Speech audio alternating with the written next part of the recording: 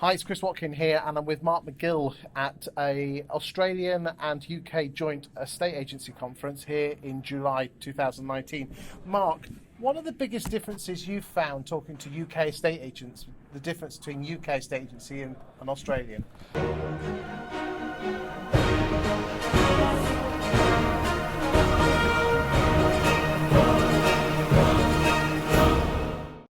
Probably the biggest thing I've found is that the Australians probably respond to the consumers a little bit faster. I find that the UK agents are very set in the ways of this how it's always been done. And what was really fascinating is how open they were to all these great new ideas being presented and very, very receptive. What do you think you Aussies could learn from us Brits? I don't know yet.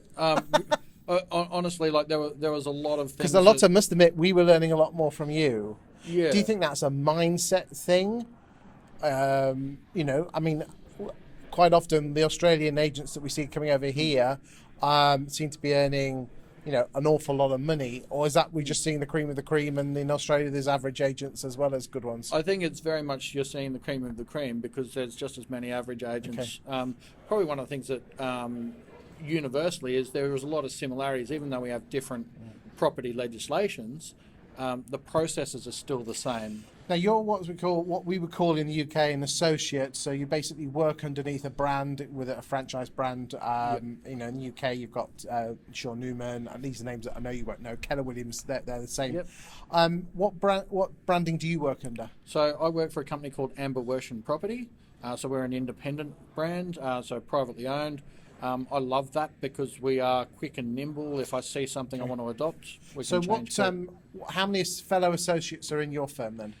There's about 40 salespeople there. Okay, working out of one office? Out of one office, yes. Okay, and is there a difference between how some operate and others don't operate? Yep, massive difference. Okay, so if you're one of the top performers, do you mind me asking roughly what you're turning over in terms of fees each year? Oh, roughly around that 1 to 1.2 million in fees each year. That's US dollars. Australian dollars. So basically, you on your own. I know you have someone that works alongside you, almost Yep. as a backup, Yep. a bit of admin support, bit of sales, helping out with viewings. Yep. You're turning over £600,000 a year. How long have you been an agent? This is my 9th year. Okay.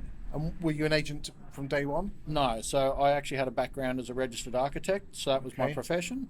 So I did that for 10 years. So what made you want to be a real estate agent then? It was quite a funny story. So the global financial crisis kicked in. All the developers went broke, left the architects broke.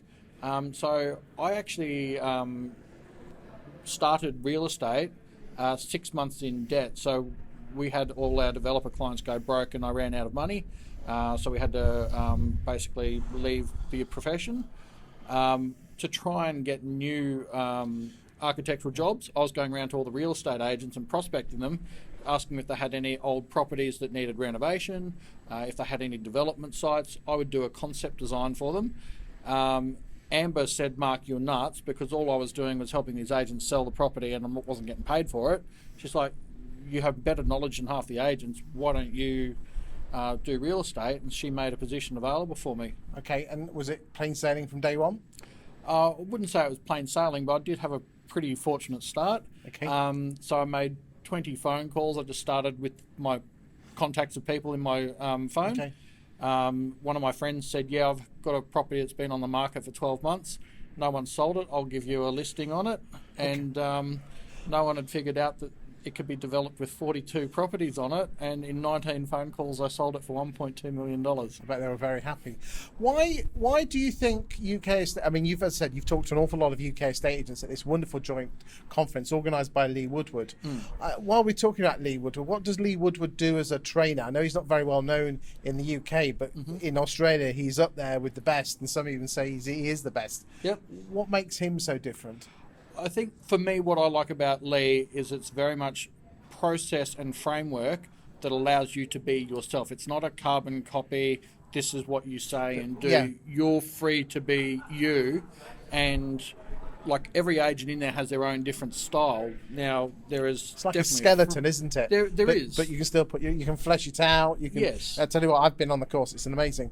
What do you do with your marketing to attract more people to your agency? So what sort of marketing, like profile marketing, or All of it? Just tell the guys out there, because again, Okay. in Britain, this self-employed model is very, very young, and a lot of people are on with it. Well, what are you doing to generate business, and more importantly, what is your principal doing to generate business for you? Okay, well, basically the way I consider my business is that it is my business. Any business that I get from my principal, I consider that bonus. So my business does, my principal does provide business to me, but I basically take responsibility for finding my own. It's interesting that I was talking to Chris Henry, who's another very senior agent here. He actually thinks it's the responsibility of the principal to produce all the leads. Yep. In your agency, it's slightly different. Or is that do you think that what makes you such a great performer, that you see the leads from your source, from your principal, as a bonus and not as expected? Correct. So I see my principal as providing a framework that I can work from. If I was to rely on them, I wouldn't want to risk relying on the business to provide me leads. I don't want to be at the helm of them. I'm solely responsible for my own income.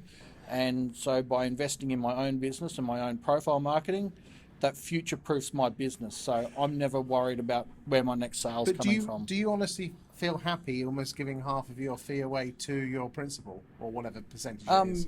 The model that I'm on, I give about 30% of my fee to the principal. And what do you get for that money? Because there's a lot of people, there's a lot of agents out there that think, well, I've got a few offices, I'll just turn them all to self-employed, and they're failing. Yep.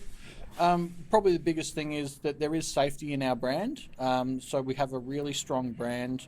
I get a lot of recognition being as part of that brand.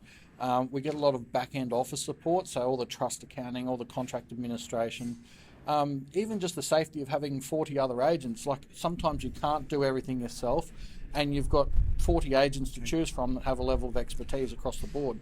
And what's the future for you, Mark? Future for me is just I actually like having a team. I don't have a desire to own my own agency. I don't want that responsibility. My plans is to actually, and that's why I'm here, is just to improve and refine and streamline more of my systems. Okay, and what's your favourite thing about Britain?